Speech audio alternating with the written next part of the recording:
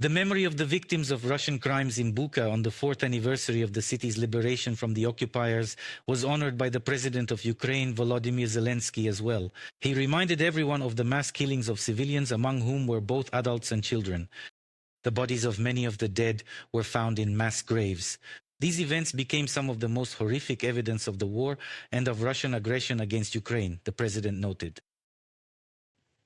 When the whole world learned about Bucha, about the Ukrainians brutally killed on the streets of Bucha by Russian occupiers, about our people tortured in basements, shot on the roads, about the adults and children whose bodies were found in graves in Bucha, everyone saw the horror that Russia and its aggression bring. They saw what Ukraine is really defending itself from. Eternal memory to everyone whose life was taken by Russia, to all those who died in Bucha and throughout Ukraine at the hands of Russian occupiers. Volodymyr Zelenskyi, President of Ukraine, on Telegram. We will discuss this topic with our guest, Vyacheslav Potapenko, Deputy Director of the National Institute for Strategic Studies. Hello? Good evening.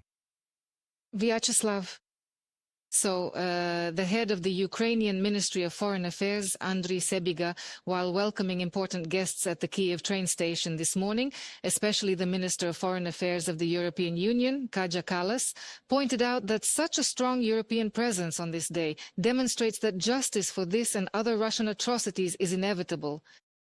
How do you assess this? Do you really think it's such a strong signal, the presence of such high-ranking guests on this day, their being here in Kyiv, in Bucha? Is it really that important? How do you evaluate this visit, and in fact, what message does it send to the world in general? Well, it's a visit of solidarity. That is, in fact, the foreign ministers of the European Union countries, which for the EU is practically the highest level of meeting, are gathering in Kyiv, and this is happening on the days when the northern part of Kyiv region was liberated and the crimes were uncovered. This information became available to the whole world. Basically, it shocked Europeans at the time. This was the impetus for creating the Ramstein group, for organizing aid, weapons supplies, and so on.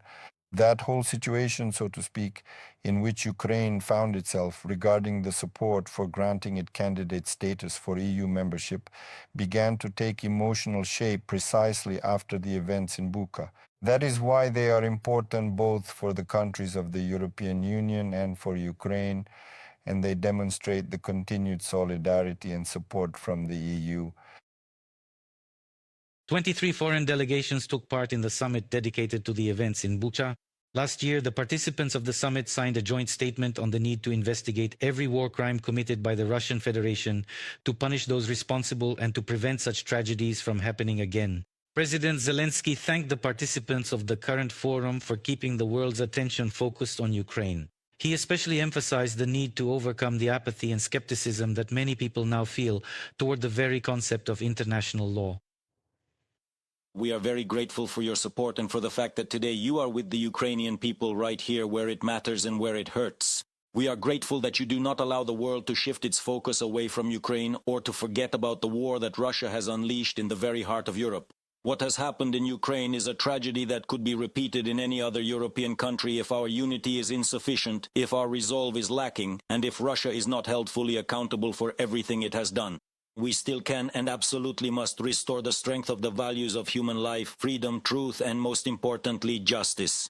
Only this will ensure a dignified and lasting peace in Ukraine, and therefore peace throughout Europe, in our shared home. Volodymyr Zelenskyi, President of Ukraine. Vyacheslav, the president, speaks about the apathy and skepticism that the very concept of international law provokes. Why is this happening, and what can overcome these phenomena? Well, international law as we knew it was created by the victors of World War II, who established the United Nations. All of this happened 80 years ago. And well, this situation has existed for 3 generations. Then there was a global process of shifting the balance with the strengthening of the Global South, which was not represented in the UN Security Council.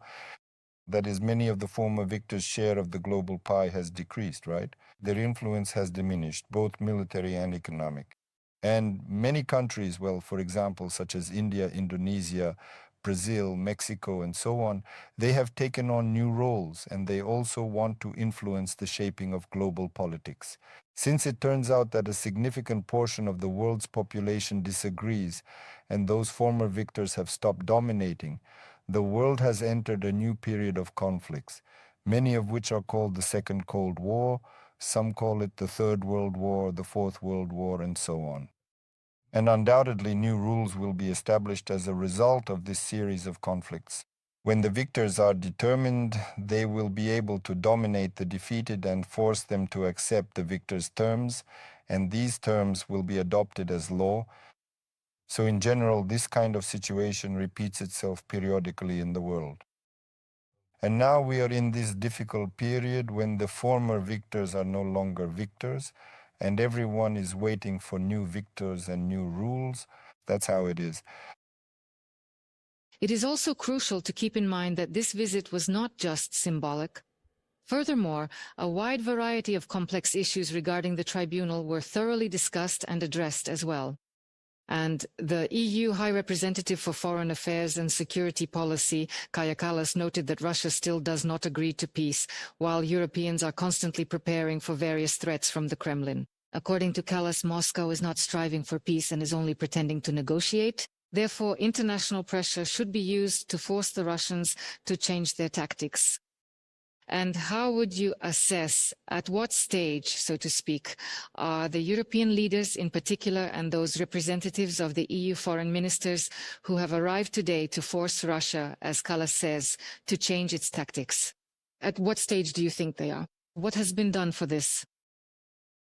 Well, it seems to me that they are at the stage of realizing the threat from Russia, but they are still quite far from the stage where they themselves would take any active measures against Russia, apart from moral condemnation and some economic sanctions. So, given the current state of affairs, we see that it is clear that the situation is continuing to drag on indefinitely. And the negotiations have essentially arrived at a complete and total stalemate, so to speak. Furthermore, it seems that the fighting as well does not bring any major changes or significant breakthroughs for either side involved. The number of countries supporting Ukraine changes but remains steady. There are also certain countries that support Russia, and two coalitions have formed. The war has clearly entered a protracted phase, and, well, it can either be ended by trying to reach some kind of ceasefire based on the status quo, that is, the situation as it stands today, or one of the sides could increase its efforts, funding, direct involvement, including sending troops, and so on. And that could be Europe. Nothing is really stopping them from doing so. But so far, unfortunately, we are not seeing this happen. That's the situation. And without this, well, in order to punish someone, you actually have to force them. And to force them, that country has to acknowledge its defeat. But so far in negotiations, the Russian Federation is, on the contrary, demanding territories that it does not control. In other words, it is very far from acknowledging its defeat. Therefore, well, it seems to me that we are still quite far from especially any punishment of the Russian side. The number of countries ready to join the agreement on a special tribunal for the crime of Russian aggression against Ukraine is growing. There are already 8 confirmations and more are expected, said Foreign Minister Andriy Sybiha. He calls on states to support efforts to hold Russia accountable, emphasizing that the scale of Russian atrocities is unprecedented. Justice must prevail. There will be no amnesty for Russian criminals, including the highest political and military leadership of Russia. Let's watch a segment from the statement of the Ukrainian foreign minister. The special tribunal revives the spirit of Nuremberg. Its practical launch this year is vital not only to ensure justice for Ukraine and our people, but also to strengthen international criminal law, complement the efforts of the International Criminal Court, and prevent the recurrence of such horrific crimes in the future. Andriy Sybiha, Minister of Foreign Affairs of Ukraine, on social network X. Vyacheslav, let's talk about this story. After all, it's not just a commemorative visit. There are indeed initiatives for a tribunal behind this. Let me clarify for our viewers, we will have a separate topic, and this particular angle is what we will be discussing. What is your assessment? How realistic is it for us to live to see the tribunal? And have there been such precedents in human history? Well, in fact, the Nuremberg Tribunal is quite an unprecedented story. It was the first international tribunal where, under special laws, special representatives conducted trials against the leaders of a foreign state. And it became the result of one coalition's victory over another coalition.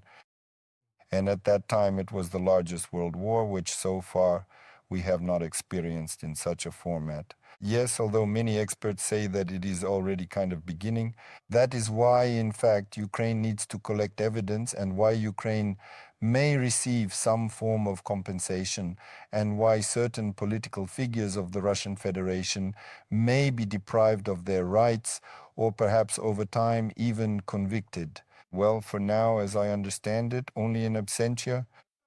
This is quite possible. That's it. And Ukraine, without a doubt, needs to carry out this work. Ukraine must have an evidentiary base because in the context of global confrontation, Ukraine should, under favorable international conditions, be able to present evidence of the damage caused, of crimes, of lost lives, of people and children who have been taken away. And with such an evidentiary base, Ukraine can count on both the punishment of those responsible and on compensation if favorable international conditions arise, right? That is, in this global confrontation, there will be global transformations that we can hardly even imagine right now because we have to understand that on one side, there is, so to speak, a coalition with a population of over 1 billion people, and on the other side, also over 1 billion people. And we are simply one of the fronts in this big war. Just like there is the Persian front now, right? That's it. Somewhere cold conflicts are expected in Europe, somewhere in the Baltic Sea. There are these kinds of threshold actions like stopping tankers, blowing up pipelines, cables, and so on. And elsewhere, there are hot actions like in Donbass and the Zaporizhia region, where there are ongoing shellings. In other words, the war is ongoing, but it hasn't yet been called a world war. And when the victors are determined with an evidentiary base, one can count on, so to speak, both compensation and punishment. But again, all this will not happen within the framework of a local Russian-Ukrainian war, which internally has already gone far beyond those boundaries, but rather within the context of this global confrontation. Well, and Putin must not benefit from the conflict in Iran, said German Foreign Minister Jochen Wadephul in Buch. He emphasized, if the Russian dictator concludes that aggressive wars are justified, he will definitely start new ones. Let's listen to his direct speech. We have absolutely no illusions about the nature of the Moscow regime. The threat coming from Russia affects all of us. And if Putin concludes that the aggressive war in Ukraine pays off, there will be more to follow. That is precisely why we are united in the belief that Putin must not be allowed to benefit from the current escalation in the Middle East. We know that he is hoping Ukraine's supporters will eventually turn their backs on her, but Europe will not do him that favor.